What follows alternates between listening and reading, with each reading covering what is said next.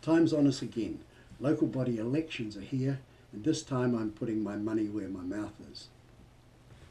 G'day everyone, I'm Mike Duncan, and I'd be delighted if you'd give me 7 minutes of your time to explain just why I want to be your mayor in Porirua. From the age of 2, Porirua has raised me, and now, after 64 years here, I want to help raise Porirua. I'm 66, going on 40, and Titahi Bay has been our family base for the past almost 40 years. I'm a retired journalist and I run a small graphic arts business and handyman service from my home. I can turn my hand to most things. With my brother's help, I even built our first home in Titahi Bay in the 70s. So how do I view Porirua? Well, limited budget, high ambition. That's how I see it. And in that respect, I'm Porirua personified. My low budget campaign will attest to that. I don't smoke, I don't drink, but I do have a wicked sense of humour, and I love sport. I keep fit with cycling, jogging and walking. I'm a Catholic. I started school at St. Teresa's in Plimmerton and was a foundation pupil at Holy Family School in Porirua in 1960. I've even promised God that if I win the mayoralty, I'll start going to Mass again. So no pressure, but the ball is in your court.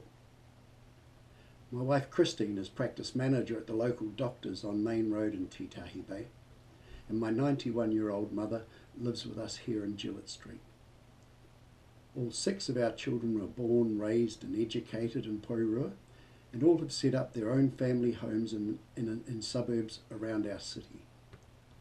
Averill's in Camborne, Bridget's in Whitby, Dave's in Aotea, Simon's in Elsdon, Helen's in Onipoto, and Matt's in Titahi Bay.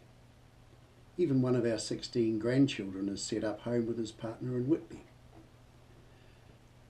So I've got a greater vested interest than most in seeing that Porirua is affordable for families.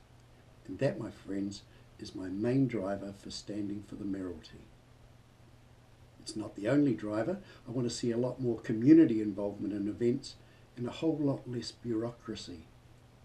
I've lived in and loved this city for a very, very long time, and I've seen local events like Christmas in the Park taken over by council. Unfortunately, whenever council gets involved with anything, there's a prerequisite that it costs bucket loads of money. Christmas in the Park, for example, $85,000 was the sum bandied about for canning it. $85,000. What? It needn't cost anything like that. And it's that mentality that needs changing. Bureaucracy is the killer. To me, bureaucrats are like lawyers. If it weren't for bureaucrats, we wouldn't need bureaucrats. Now, this is my second attempt at the mayoralty, and I'm hopeful that, like the Hurricanes, I'll succeed through sheer bloody-mindedness and perseverance. But you have to have a plan B, and mine is to be elected as a councillor for the Western Ward. So my hat is in the ring there as well, and Western Ward voters, I need 2 ticks from you guys, just in case. I've lots of views on how council should be run, but I've not served on council at all. That to me, though, is a positive. I have the ability to lead and have no preconceived ideas or agendas except for bringing down the rates bill. So everything that we decide on, that'll be the crux of it, and that'll be what we'll discuss around.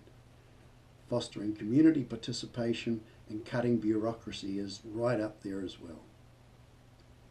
I've got a worthy opponent. He has 4 terms of experience.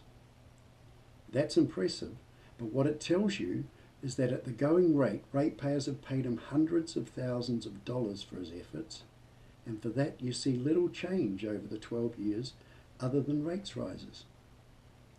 What he struggles to grasp is that most ratepayers' pockets aren't as deep as his. A vote for him is a vote to continue rates rises. For my part, I think that having to pay $50 to $100 a week is not rates, it's rent. There's no denying Porirua City, with its slim base for revenue gathering, has its work cut out in coping with the demands of running a city. And at the moment, we're not doing that well.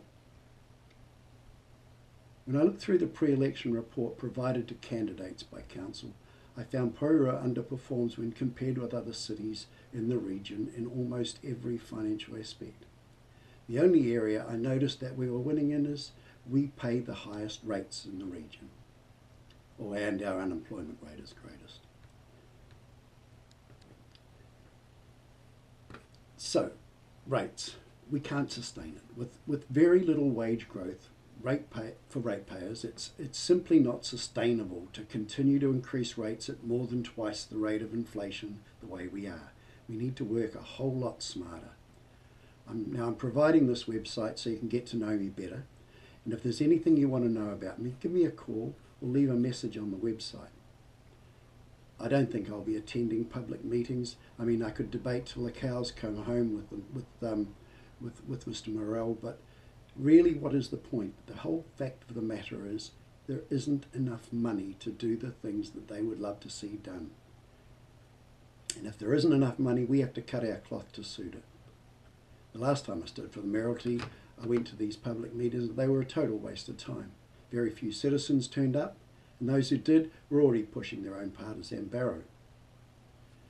So no, I don't think I'll be attending those. I'll close with this thought though. A city is made vibrant by the people who inhabit it. No amount of throwing money at consultants will make a city so.